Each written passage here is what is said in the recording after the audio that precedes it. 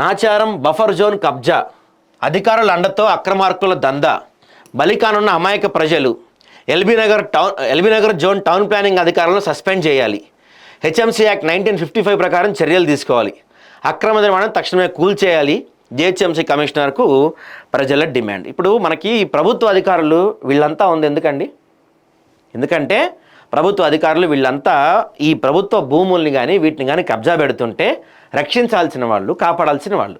కానీ చేనే కంచెం వేసిద్ది అంటారు చూసారా, ఈ బ్యాచ్ అంతా అటు తయారే. మనకి చేనే కంచెం వేసినట్టు ఎవరైతే ప్రభుత్వ భూముల్ని, ప్రభుత్వ వాటిని కాపాడాల్సిన వాళ్ళు ఉన్నారో వాళ్ళే భక్షకులుగా మారుతున్నారు. రైట్, ఇది స్టోరీ చూస్తే కంచె చేరు మేసినట్లు రక్షించాల్సిన అధికారులే భక్షకులుగా మారుతున్నారు.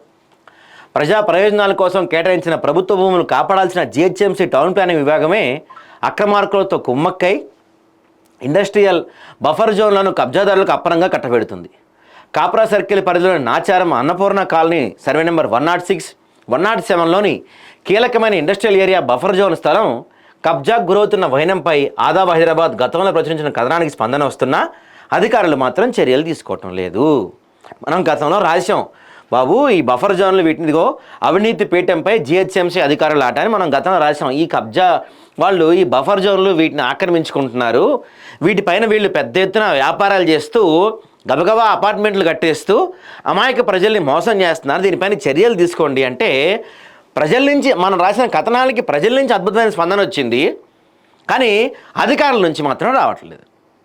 ఎందుకంటే ఈ కబ్జాలకి వంతపాడుతుంది, ఈ ఇల్లీగల్ వ్యవహారాలకి వెనక్కొని నడిపిస్తుంది ఈ సోకాల్డ్ ప్రభుత్వ అధికారులే. కాబట్టి అసలు కథ ఏంటంటే ఈ స్కామ్ ఏంటో మీకు క్లియర్గా అర్థమయ్యేలా చెప్తాను.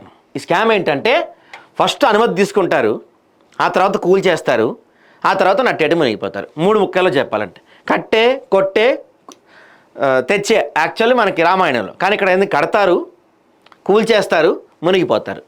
ఎవరు కడతారు? అక్రమార్కులు కడతారు. ఎవరు కూల్ చేస్తారు? ప్రభుత్వం వాళ్ళు కూల్ చేస్తారు. మునిగిపోయేది ఎవరు? సామాన్య ప్రజలు.